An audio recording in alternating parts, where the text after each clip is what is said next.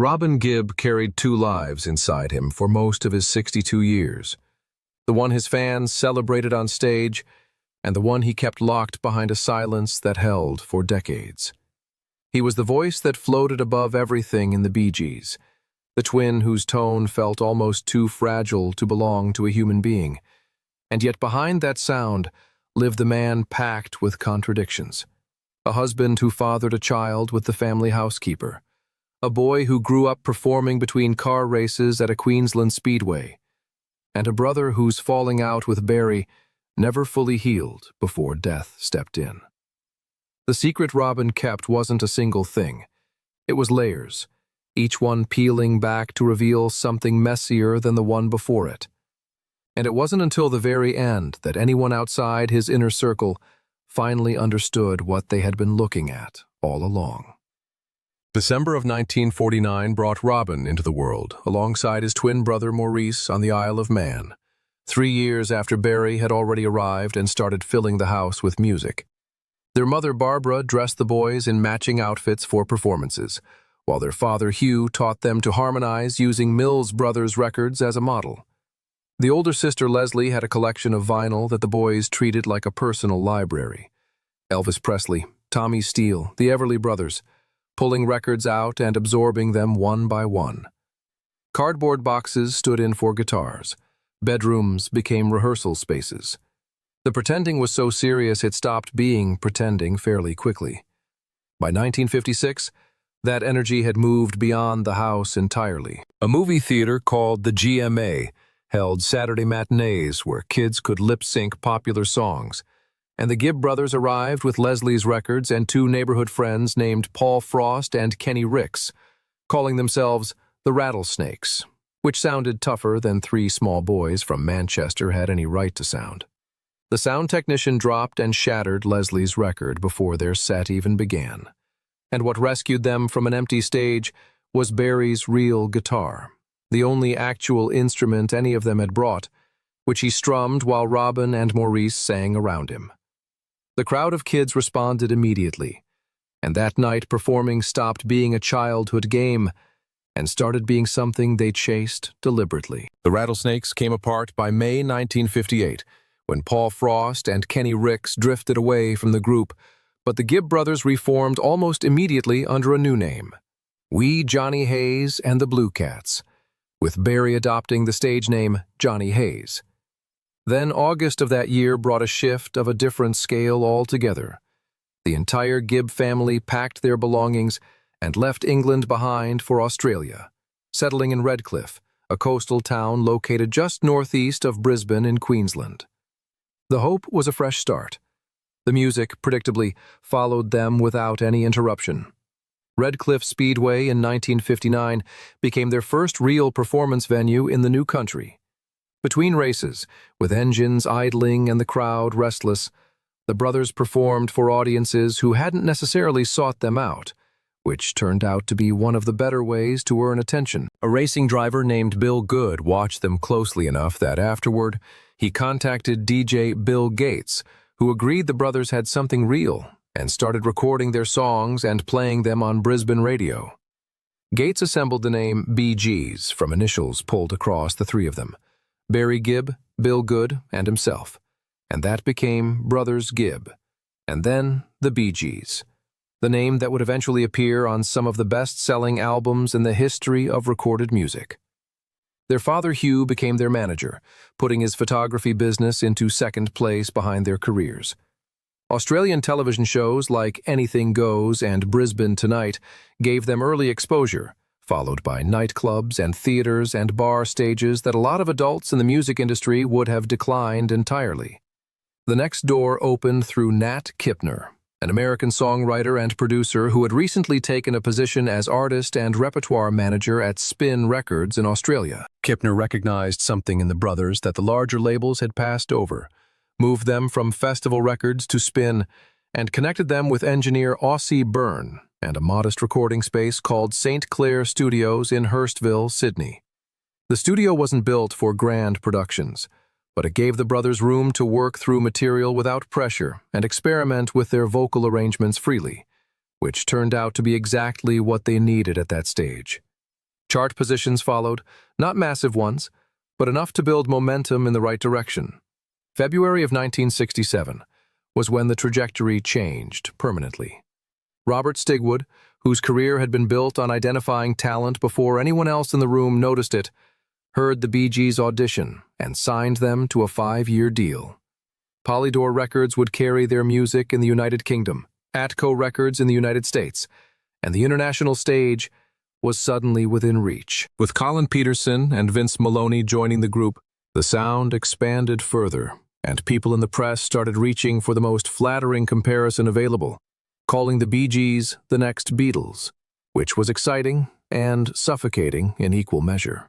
Their single New York mining disaster 1941 arrived at radio stations in plain sleeves with no artist name attached, only the song title, and the resulting speculation that it might be unreleased Beatles material sent listener curiosity into overdrive. The track broke into the top 20 on both sides of the Atlantic, and the Bee Gees had their first real foothold in the international market. But pressure distributes unevenly inside any group, and Robin was absorbing more than he could contain.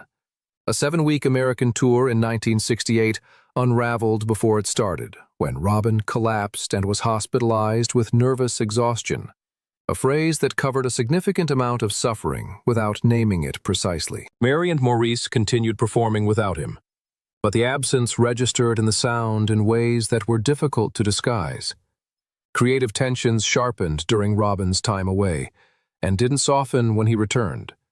The argument that finally broke the group open centered on the single One of May, where Robin wanted Lamplight to lead as the A-side and was overruled by his brothers. He left the Bee Gees in 1969 and built his own career, with the solo single Saved by the Bell performing well enough that the question of a reunion became genuinely complicated for a while. Barry and Maurice pushed forward with the album Cucumber Castle, but the absence was structural rather than cosmetic, and both of them felt it in how the music sat without Robin's voice holding the top. Maurice eventually reached out during a period when both brothers happened to be vacationing separately in Spain, and the apology he offered was simple enough that Robin could accept it. The trio came back together, and in 1971, their 9th studio album, Trafalgar, arrived, led by How Can You Mend a Broken Heart, returning them to the UK top 10 after years of internal disruption and public uncertainty about whether they would ever fully reunite. The second half of the 1970s rewrote who the Bee Gees were to the public. Disco had become the defining sound in popular music, and rather than circling it cautiously, the brothers moved directly into its center. Barry's falsetto, unexpected and stratospheric and completely unlike what he had sounded like a decade earlier, became one of the most recognized voices in the genre. Tracks like You Should Be Dancing announced the shift, and then the Saturday Night Fever soundtrack locked their name into a specific cultural moment that still defines how most casual listeners understand their legacy. For several years in a row, they were everywhere simultaneously. Disco's collapse hit fast and without mercy. By the end of 1979, the genre had become a target. Radio stations cut the catalog, and the hostility that arrived felt personal rather than just commercial. The Bee Gees were so closely associated with disco that separating themselves from it meant separating themselves from most of what had made them famous, and that was not a trade anyone wanted to make. A lawsuit arrived, claiming they had stolen portions of How Deep Is Your Love, and the court initially sided with the accusation before overturning the ruling completely a few months later. The brothers were cleared, but the emotional drain of fighting it never reversed itself. Grief pulled them back into the public's warmth. At a concert honoring their younger brother Andy Gibb, who had died in 1988, Barry, Robin, and Maurice wove Andy's recorded voice into a live performance of Our Love, Don't Throw It All Away, in a way that left the audience genuinely shaken and the brothers reminded of what they still had together. The one-night-only worldwide tour that followed was a full career revival, not a nostalgia act, but a reintroduction that reconnected them with a global audience in a way the disco backlash had made seem impossible just years earlier. Maurice died in 2003, following sudden health complications, and with him went the Bee Gees as a functional trio. Barry and Robin retired the name out of respect, absorbed the loss differently from each other, and stayed apart from any shared stage for 3 years before appearing together at a Miami charity event in 2006. It wasn't a concert or a reunion tour. It was just two brothers doing the only thing that had always been true between them. Robin's cancer became public knowledge when he told the BBC in early 2012 that surgeons had removed a tumor from his colon, that the cancer was barely detectable now, and that what remained were routine cleanup procedures. His fans accepted that framing completely. Then April arrived, and Robin was in a coma. And May brought his death, and the confusion about what had actually happened lingered long afterward. His son, Robin John Gibb, stepped in with a correction that the news outlets had been getting wrong. Kidney failure killed his father, not colon cancer. The cancer had reached remission. What destroyed Robin's kidneys was the accumulated toll that chemotherapy and extended illness had placed on his body, combined with sedatives administered to manage treatment side effects that his liver couldn't metabolize properly. A seizure arrived 3 days before his death. His condition deteriorated faster than the medical team could reverse, and he died from kidney and liver failure while in a coma. Robin John spoke openly about his frustration with the doctor's conflicting approaches in those final weeks, and the gap between his father's cheerful February interview and his April hospitalization was never fully bridged by any explanation that fully satisfied the family. The other life Robin had been protecting cracked open in 2009. A daughter named Snow Robin Gibb had been born to Claire Yang, the family's housekeeper, who was nearly half Robin's age, and his wife of nearly 30 years, Dwina, found out. Dwina was a Druid priestess and practicing artist he had met in 1980 through her cousin, while she was working at a beanbag factory in London and pursuing her art career. And her reaction to the news went well beyond anger. Robin's first marriage, the 12-year union with Molly Hollis, who had worked as a secretary for the Bee Gees' former manager, had produced a daughter named Melissa and a son named Spencer. And Robin had spent years largely absent from their lives before reconnecting with them when they were 12 and 10, respectively. By that point, Dwina had already been the central figure in his personal world for years, which made the revelation about Claire Yang land with particular force. His estate was valued at over $140 million at the time of his death, though the money was never really the frame through which Robin's life made sense. What made sense was the voice, and the brotherhood, and the decades of harmony between 3 boys who had started with borrowed records and cardboard instruments, and built something that outlasted most of the industry they worked inside. Mary's eulogy at Robin's funeral carried regret about the distance that had widened between them during the illness.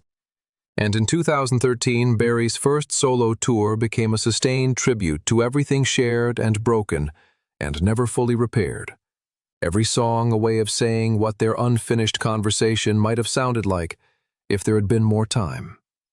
Capitol Records signed the deal in 2016 to steward the Bee Gees' catalog into the future, making sure the harmonies the Gibb brothers had spent their entire lives building would reach listeners who hadn't been born yet when a record without a name on it first came through the radio and changed everything.